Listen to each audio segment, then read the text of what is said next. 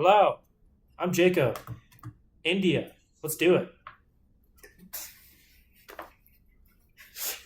Guys, come on. I'm Sean. What's up? Hi, I'm Avery, and we'll be talking about the legacy of British rule in India. And I'm Layla, and I'm going to be talking about the Silk Road. I'm going to be talking about the Mughals and what they did. So, I guess we can start it off with the Mughals are descendants of Genghis Khan's Golden Horde, which spanned across basically all of Mongolia and Russia, and everywhere the Mongols were, you weren't because you'd be dead. Anyway, so interestingly, Genghis Khan was a pagan. He did not really follow any religions. However, his descendant and Babur, the one that established the Mughal Empire in India, he was actually a Muslim. And so now you see this conquesting Muslim ruling class in India in a predominantly Hindu state. Yeah. And so, typically at this, you'd think that they wouldn't mesh well, especially because, you hear today, modern day, about the segregation and racism between, Hindus and Muslims. That didn't exist back then. Yeah. Because there was no real, cultural differences. At this time, the Muslims were very, very, very accepting of Hindu traditions, and they were not they would never force a Hindu to convert at this time. It was a very, very religious, tolerant place at the time, and that was furthered by Akbar the Great, who was the third leader, and he was Humayun's son, I think. And he ruled from around 1506 to 1550 something. Which is kind of crazy, back in the day to rule for more than 10 days and not get assassinated. So, I mean, that's like a round of applause to him for that. But what he did was establish a lot of expansion for the Mughal state, and by the end of his rule, that state resembles a modern image of what India looks like today. You can see the resemblances, especially within the culture. And so a lot of everything for the culture. Anyway, the the Mughals, they were known for a lot of their architectural works and their artworks. They built things like the Taj Mahal. Humayun's tomb is this amazing, fucking place of domes and awesomeness. It is awesome. And then you'll see later in Mughal history that unfortunately they lost power over their own state because of the British and foreign interests, and that will tie a bit into what you guys are going to talk about. So I will let you take the floor.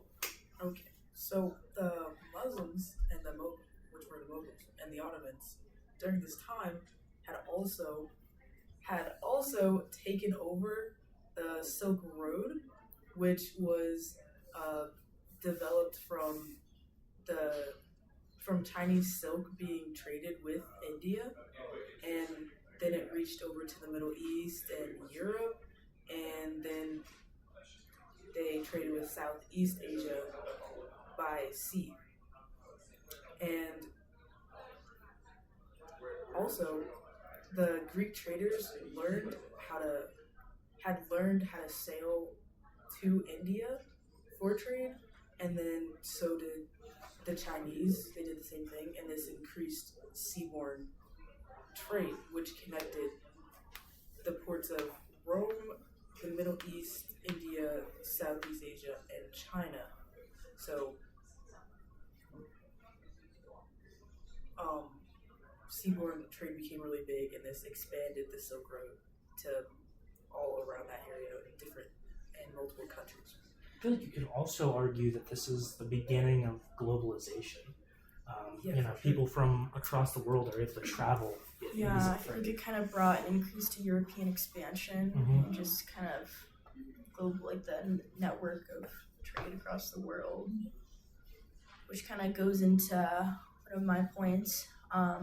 Silk Road actually connects to the British rule in India. Whenever there was colonial rule in India, India became a very big played a big role in the global trading network because it was used for its goods like spices, gems, cloth, just many exports that were used in trade. Now, when we're talking about colonial rule, if we go back to the beginning, leading up to colonial rule, like I said, India supplied Europe with lots of goods, and they had a pretty good trading relationship, but then it kind of increased when other merchant trading companies came into play, which kind of led to European expansion and the British East India Company and the Indian Allies fighting the French East India Company and its Indian allies, which overall led to the beginning of the British Indian Empire.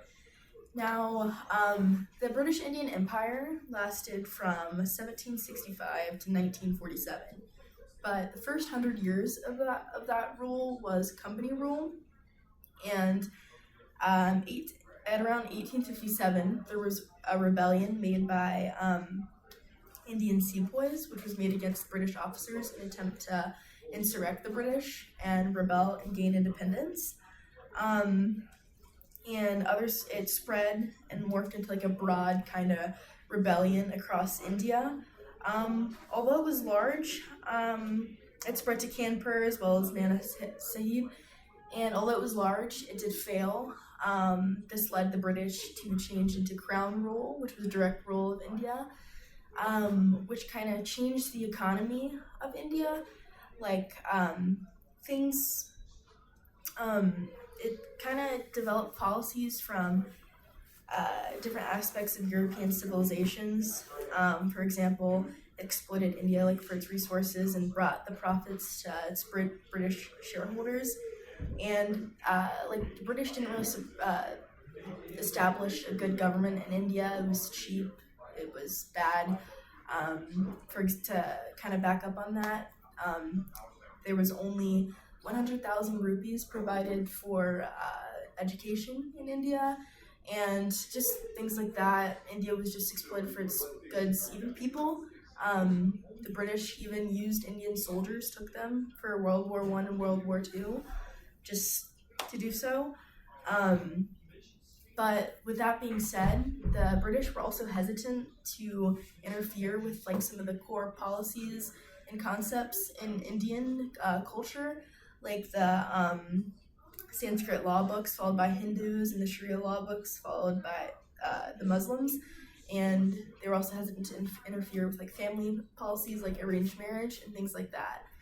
I think that's interesting though, because the British are famous for bringing religion and culture wherever they go, and so it's very out of character for them to not send missionaries and not send. I know, it's really interesting. Trying to get that bread. Actually, speaking about the missionaries, Exactly. Before colonial rule, there were Christian missionaries in India. Jesuits? Yes, spreading Christianity, and the British actually banned that. So some things they were up on, others they were not. And actually, the British were known to talking about creating an Indian empire, or British Indian Empire, with a fit of absent-mindedness. But it's actually not true, because they came in with a very direct, idea of what they wanted to do, in a very direct rule, which caused years and years of problems. After India finally gained independence, caused lots of violence and the displacement of Hindus and Muslims. And I think it's interesting because in my eye, I almost think that was the British intent. Mm-hmm. They almost weaponized the Hindus and the Muslims against each other. Right. They went and said, "Oh yeah, those Hindus, they're not very trustworthy. Oh yeah, those Muslims, look at them, they're plotting against you. They're trying to take your land." And so, whereas the British in the Americas took a very, very, convert or die, it was much less. These guys, huh? Isn't that crazy? They used the principles already there against each other. Right. Yeah, they used talking about the British spreading their ideals.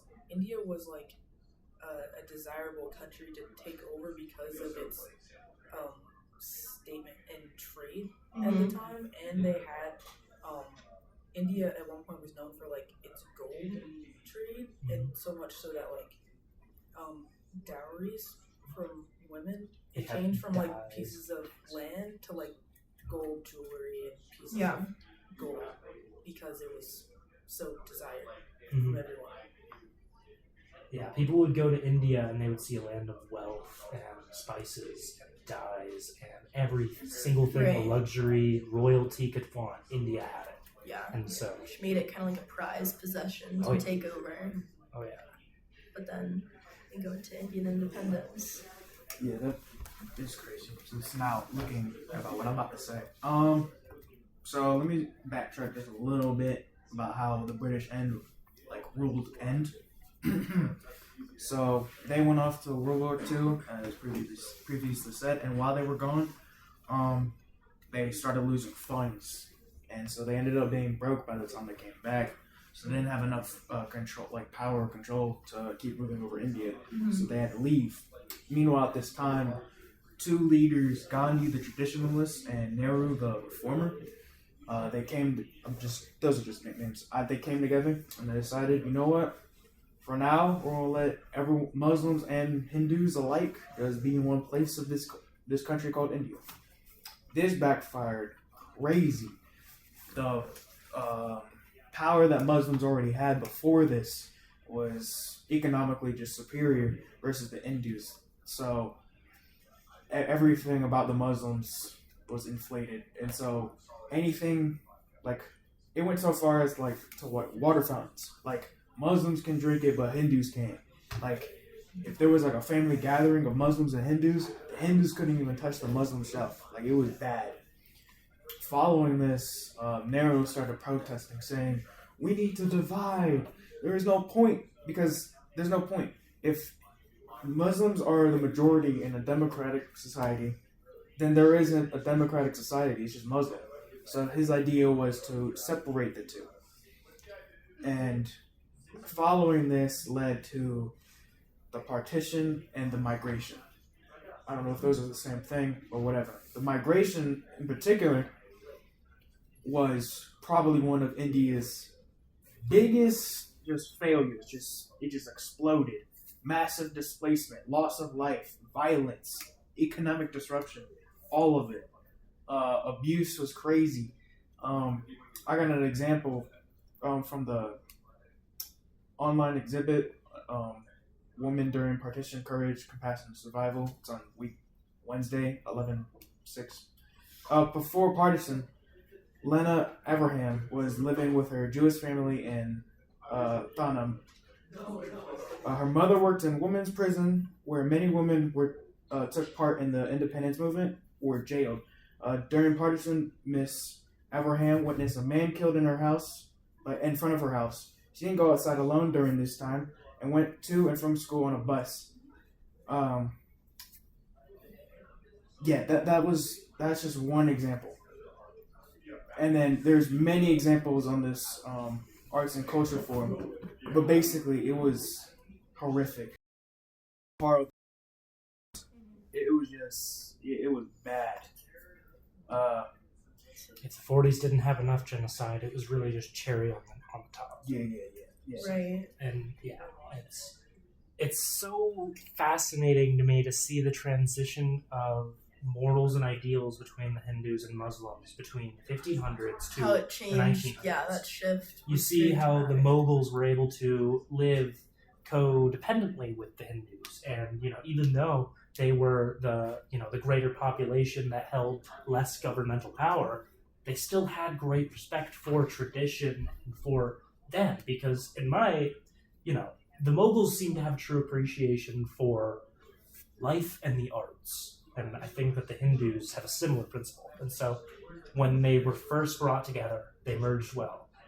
Bringing a third party that tells them that they can't be friends, things fall apart. And that's what the British did.